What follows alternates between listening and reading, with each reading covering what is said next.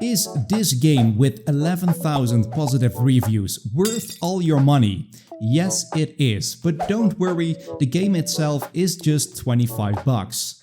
Now, I have made some videos about this game, but it wasn't until I was standing in front of an F-16 the other day at the local museum over here that it hit me. I have never actually done a review for this game. And VTOL VR, a combat flight simulator for virtual reality, absolutely deserves one. If you already own this game, stick around and drop some love in the comments. I try to keep my videos concise, so I might have missed some details. Now let's cut to the chase. VTOL VR is a combat flight simulator, and let's jump straight to the best part, pressing and switching buttons. Simulation games are just made for VR. There is nothing quite like learning the systems of a jet in virtual reality with your own bare hands. More on those hands later, by the way. Now, if you are seated for the first time in a jet, you might be a bit lost on the startup sequence. But don't sweat it, for all planes there is a super helpful voiced startup tutorial that guides you through every button press.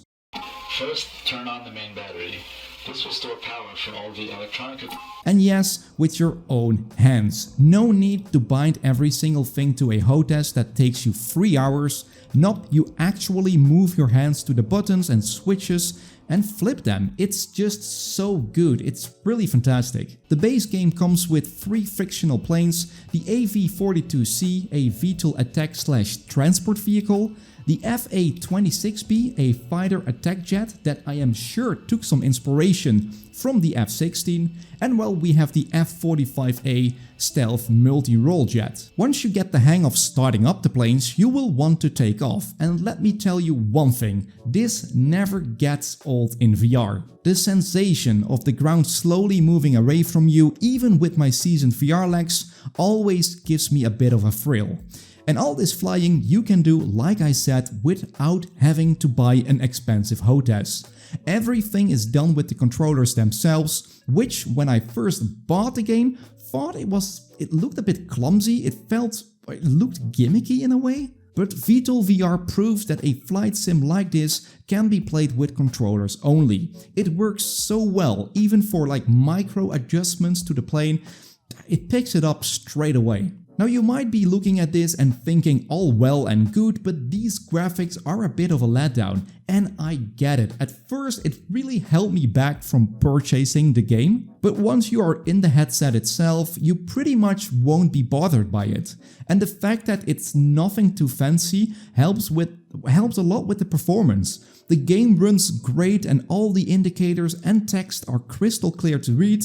I mean, in DCS, it has great graphics, but to tweak the game in order to make it work, it's always a little bit blurry, and if something takes me out of the immersion, it's a VR game being blurry. But let's be honest, flying high up in the skies here, it looks very neat, especially in the morning with a little bit of fog.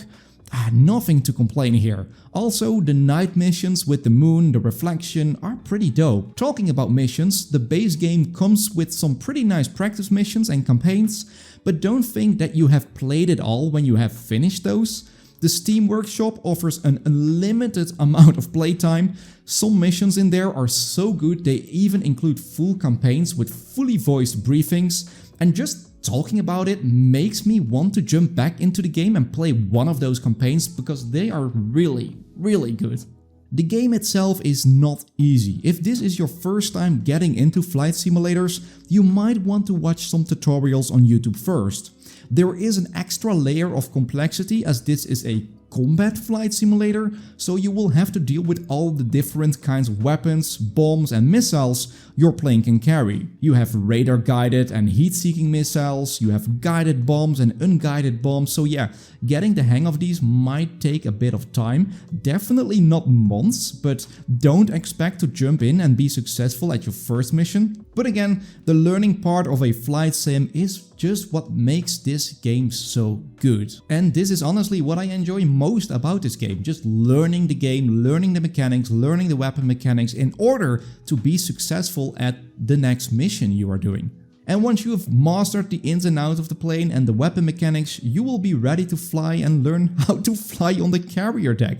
Because after 100 hours, I still have problems landing on the carrier deck. It takes some practice, I tell you. Also, aerial refueling is something nice that I still need to practice more, but it's just so awesome and so badass to do in VR. Now, when I bought this game, it only had single player, and again, you will have unlimited playtime, but this was again one of those VR games that you just wish it had multiplayer. And pada, a few months, years later, it had multiplayer. And well, in the single player version, you have someone to talk to, the tower, because what is pretty awesome is that you can say, tower ready for taxi, and then the tower just tells you where to go. Tower ready for taxi. Copy. Taxi to runway 20. But man, VTOL VR multiplayer makes this game a 10 out of 10 for me. There are endless amounts of co-op missions you can do together, the PvP missions are fantastic, and dogfighting your friends is just awesome. The fact that the planes even have an in-game MP3 player so you can load in your own music is just absolutely marvelous. Now, I saw a funny post on the forums lately, like saying, is this game dead?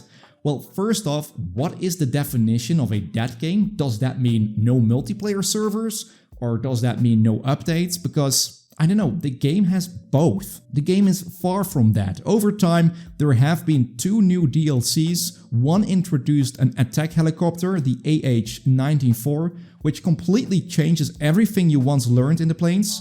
Again, with its complexity, you have to learn how to start the chopper and fly missions with it.